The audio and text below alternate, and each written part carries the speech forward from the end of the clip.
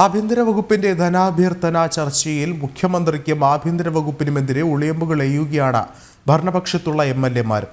പ്രതിപക്ഷ എംഎൽഎമാർ വിമർശിക്കുന്നത് പോലെ തന്നെ പോലീസിന്റെ വീഴ്ചയെപ്പറ്റി ഭരണപക്ഷ എംഎൽഎമാരും പ്രസംഗത്തിനിടയിൽ പരാമർശമുന്നയിച്ചു. കഴിഞ്ഞ ദിവസം മുഖ്യമന്ത്രി അവതരിപ്പിച്ച ആഭ്യന്തര വകുപ്പിലെ ധനാഭ്യർത്ഥനയെ തുടർന്ന് ചർച്ചയിൽ പങ്കെടുത്ത പ്രതിപക്ഷാംഗങ്ങൾ ആഭ്യന്തര വകുപ്പിനെയും പോലീസിനെയും അതിരൂക്ഷമായ ഭാഷയിലാണ് വിമർശിച്ചത്.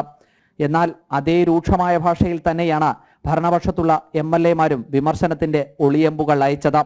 CPIയിൽ നിന്നും ചന്ദ്രശേഖരനും CPMൽ നിന്നും ചിത്തരഞ്ജൻ, M നൌഷാദ്, KV സുമേഷ്, സച്ചിൻ ദേവ് തുടങ്ങിയ എംഎൽഎമാരാണ് ഭരണപക്ഷത്തു നിന്നും സംസാരിച്ചത്.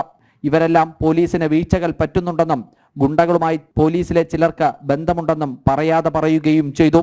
ലോക്സഭാ തെരഞ്ഞെടുപ്പുമായി ബന്ധപ്പെട്ട വടകരയിലുണ്ടായ സംഭവത്തിൽ CPMന്റെ മുതിർന്ന നേതാവായ KK ശൈലജ നൽകിയ പരാതിയിൽ പോലീസ് നടപടി വൈകിയതിനെയും ചിലർ വിമർശിച്ചു.